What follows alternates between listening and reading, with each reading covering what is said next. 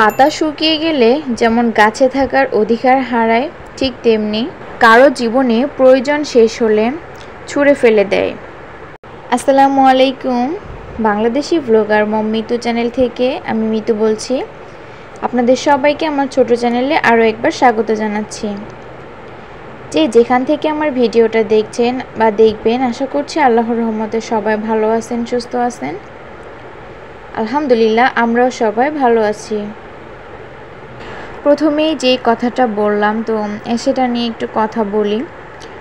এমন অনেক সম্পর্ক আছে যেগুলো কিন্তু এভাবে প্রয়োজনের জন্য তৈরি হয়, আবার প্রয়োজন শেষে এরকম ছুঁড়ে ফেলে দেওয়ার মতোই অবস্থা হয়ে যায়। তো সেইটা থেকেই এখনকার সময়ে যেটা দেখছি চোখে বা শুনছি, সেটা থেকে আর কি এই কথাটা বলা। আমরা কিন্তু অনেক সময় ভুল মানুষের সঙ্গে পরিচিত হই বা আত্মীয়তার সম্পর্ক হয়ে যায়, তখন দেখা যায় কি ছেড়েও আসা যায় না, আবার ধরেও রাখার সিস্টেমটা থাকে না।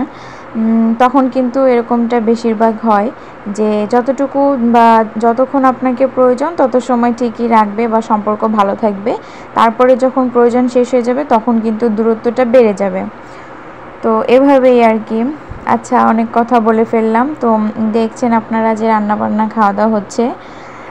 আম্মু হচ্ছে এখানে দেশি মোরগ রান্না করছিল, পোলাও রান্না করেছে, সাথে একটা শাকও ভাজি করেছে। তো দুপুরে খাওয়া দাওয়া করে নিয়েছি। এটা হচ্ছে বিকালের দিকের ভিডিও। বিকালে কিছু জামা কাপড় ধুয়েছিল, ছাদ থেকে এনেছি, আর এখন সেগুলো গুছিয়ে ভাঁজ করে নিচ্ছি। আর একটু ভিডিও আপনাদের সঙ্গে শেয়ার করছি। ভিডিওতে একদমই করা হয় না, ফোন টোটালি হাতে নেওয়া হয় না, ভিডিও করার সময়ও হয়ে ওঠে না। মেয়ের পিছনে বেশ সময় দিতে হয়, আর এই কারণেই ভিডিও করতে পারি না, আর একটু দেরিও হয়ে যায় ভিডিও আপলোড দিতে। আর এই তো আমার মেয়েরও কিছু জামা কাপড় ছিল, তো সেগুলোও সুন্দর করে গুছিয়ে নিলাম। এ পর্যন্ত যারা যারা আমার ভিডিওটা দেখছেন, আশা করছি আপনাদের কাছে অনেক ভালো লাগবে।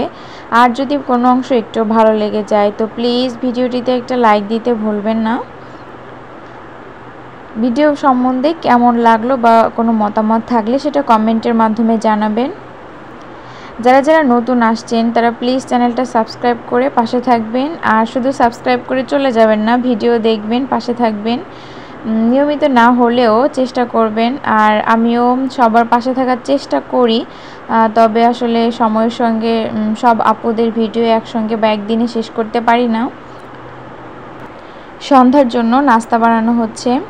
তো এখানে আলু সিদ্ধ করে পেঁয়াজ মরিচ হালকা ভেজে তার ভিতরে আলু সিদ্ধটা দিয়ে ধনেপাতা, কাঁচামরিচ কুচি, ম্যাজিক মশলা যেটা ম্যাগি মশলা থাকে, আর হচ্ছে ডিম ভাজা, তো এটা দিয়ে সুন্দর করে একটা ভাজা ভাজা করে নিল, বেশ একটা ঘ্রাণ এসেছে। আর এখানে হচ্ছে আটা ডো করে রুটি বেলে নিয়েছে আম্মু, তার উপরে একটু এই তো ঢেঁড়স দিয়ে দেখছেন একটু ডিজাইন করে নিচ্ছে দেখার সৌন্দর্যে। আর এটার ভিতরে ওই আলুর পুরটা দিয়ে তারপরে হচ্ছে তেলে ভাজা হবে। তো এটাই ছিল সন্ধ্যার নাস্তা। আর আমিও একটু ওই যে সাহায্য করছিলাম, সাহায্য বলতে ভিডিও করে নিচ্ছিলাম। আর এই তো পিঠাগুলো হয়ে গিয়েছে, তারপরে সাইড দিয়ে একটু ডিজাইন দিয়ে দিচ্ছিল। এটাকে ঝাল পিঠাই বলা যায়। আর মিষ্টি পিঠা অতটা পছন্দ না, তবে আমার ছোট বোন মিষ্টিটা বেশি পছন্দ করে। আর এভাবে সন্ধ্যার দিকে একটু ভাজাভুজি খেলে ভালোই লাগে, সন্ধ্যার নাস্তাও হয়ে যায়। একটা একটা করে অনেকগুলো পিঠাই বেশ তৈরি করে নিল, আর আমি তো একটু ভিডিও নিচ্ছিলাম। তারপরে পিঠাগুলো এখন তেলে ভাজা হবে। আর এখানে আরেকটা শেপেরও দিয়েছে, একটু ফুল ফুল করে এই শেপটা দিয়েছিলাম। তো এটাও কিন্তু বেশ ভালোই লাগছে দেখতে। পিঠাগুলো এক পাশে ভাজা হয়ে গেছে, তো এভাবে উল্টে পাল্টে দুই পাশে ভেজে নিলাম। আর পিঠাগুলো খেতে কিন্তু ভালোই লেগেছে, আমার মেয়েও খেয়েছে। তো আজকের ভিডিওটা এ পর্যন্ত। সবাই ভালো থাকবেন, সুস্থ থাকবেন। দেখা হবে নতুন কোনো ভিডিওতে। আল্লাহ হাফেজ, আসসালামু আলাইকুম।